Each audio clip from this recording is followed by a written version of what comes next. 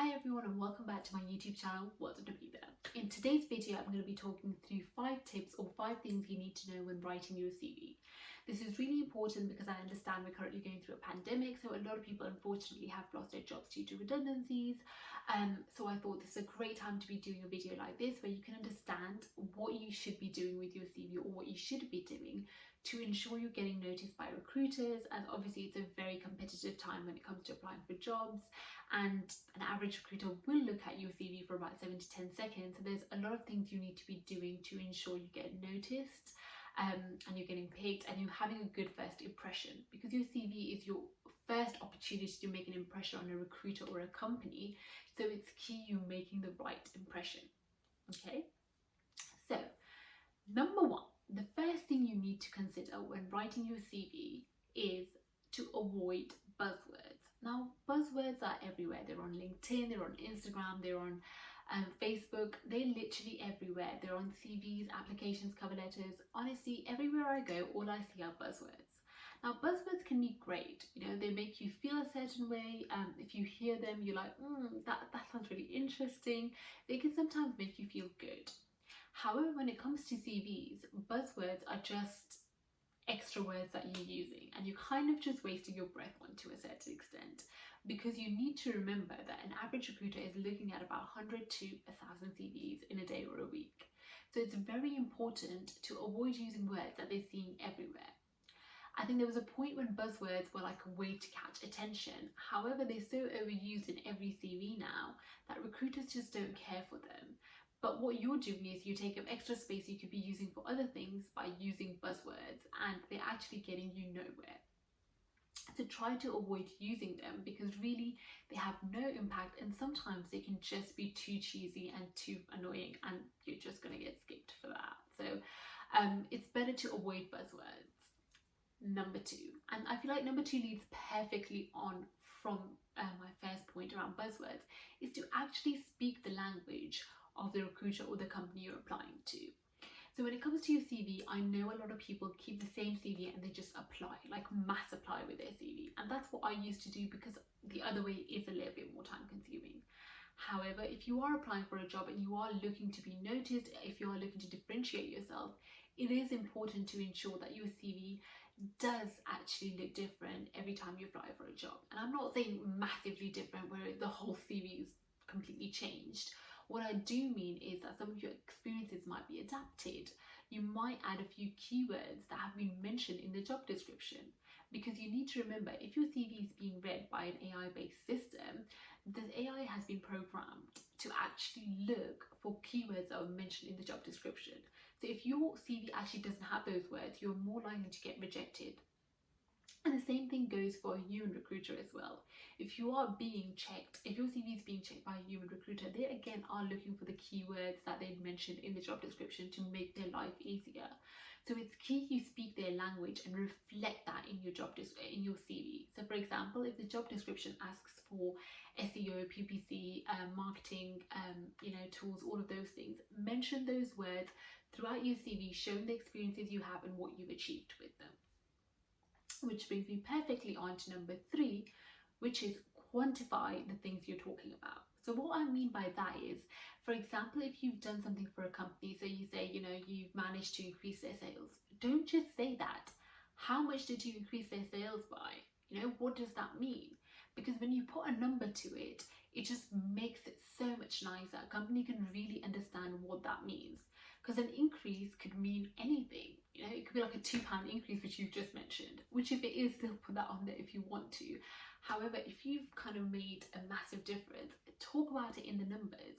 Also, because if you look at a CV, there's a lot of words on there, right? The whole CV is pretty much just words, sentences, paragraphs, all of those things.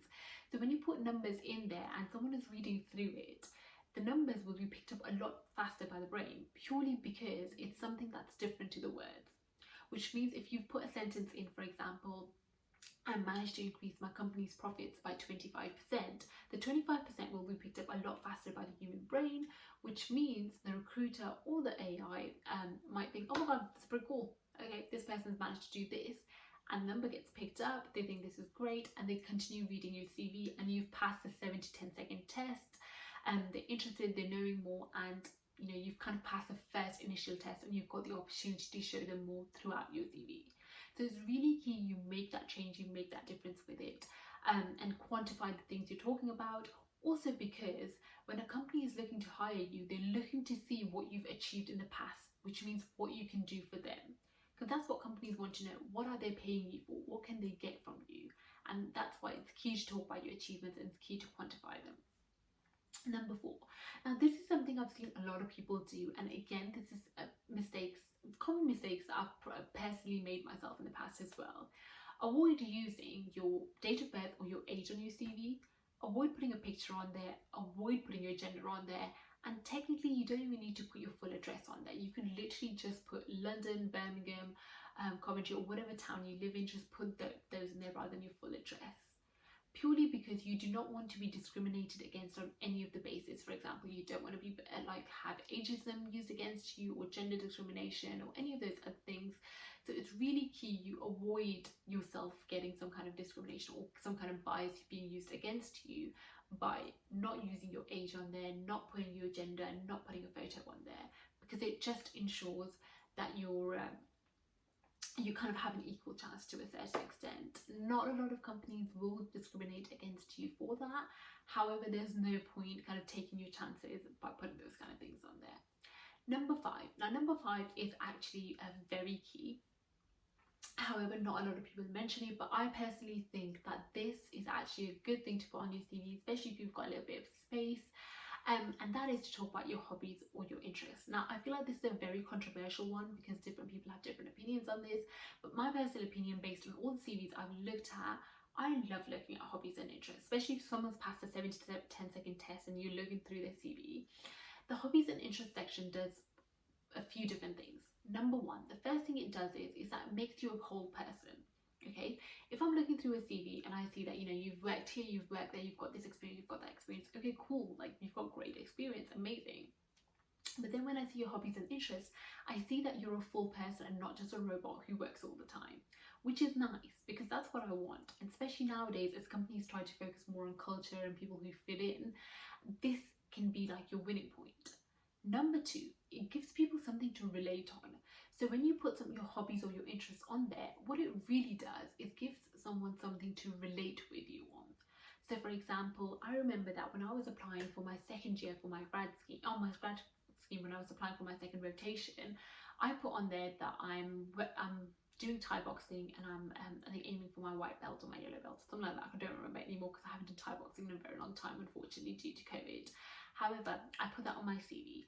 Now, the manager who interviewed me at that point was actually a Thai boxing champion. Like, he knew everything about Thai boxing, so we connected over that. We had a little conversation about that, and it was just nice because we weren't just talking about work, and that made me feel very comfortable.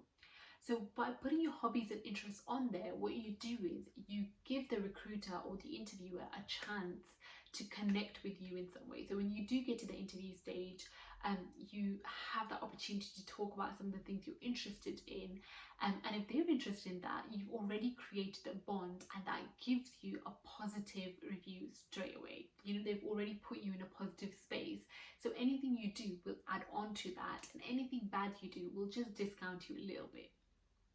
So it's really key to kind of put those things on there. I'm not talking about paragraphs and paragraphs on your extra life and shopping and this and that. I don't actually even mean talking about things like, oh, I like to go shopping with my friends. No, not things like that. I mean other genuine activities that you might do that in a sense can also show some of the other skills you have. For example, if you like reading, that shows that you might have a creative side or something like that. If you like painting, again, that shows your creative side. If you like dancing, that shows that, again, I feel like I'm talking about all these creative things, but whatever it is, just think about it, how it might show some of the other skills the job you're applying for is looking for, because those are the little things that kind of trigger certain connections that we don't even think about. And that's why a lot of people don't talk about hobbies and interests on CVs, because they're like, it doesn't really matter. But I think hobbies and interests can add so much more value to the whole kind of perspective when someone is looking through a CV, that they are really key things to put on there. There are a bunch of other tips and a bunch of other things I could go through, but if I did that, this video would be like super long, and I don't really want to do that. So I'll make another video if you guys are interested. So please comment below, let me know if you enjoyed this video, if you find it useful. If you would like a second part, I can always make one. If you have any particular questions, also let me know, because I'm always happy to do kind of one-to-one sessions on CVs. I used to work as a recruitment consultant, so I used to look at a lot of CVs, and I had this kind of conversation with a lot of my candidates. I'm happy to have this conversation with other people as well. I hope you all have a lovely day. If you have any questions, like I said, let me know. I will probably try to do a bit of a series where I talk about kind of CVs, and I'll talk about application forms, cover letters, and then I'll probably do like interview tips and all of those little steps. So we've covered a whole bunch of things, making sure that we're taking people through a bit of a journey. But if you, like I said, if there's anything in particular as well you would like me to cover, let me know, and I can always do that in the next video. But thank you so much for watching today. Please share with your friends, please share with your network, and please subscribe to my channel as well. I do videos on a lot of different things, for example this, but also kind of TV shows I watch, makeup, cooking, baking, hair, everything. Like I literally cover everything, because this is what I'm gonna be there.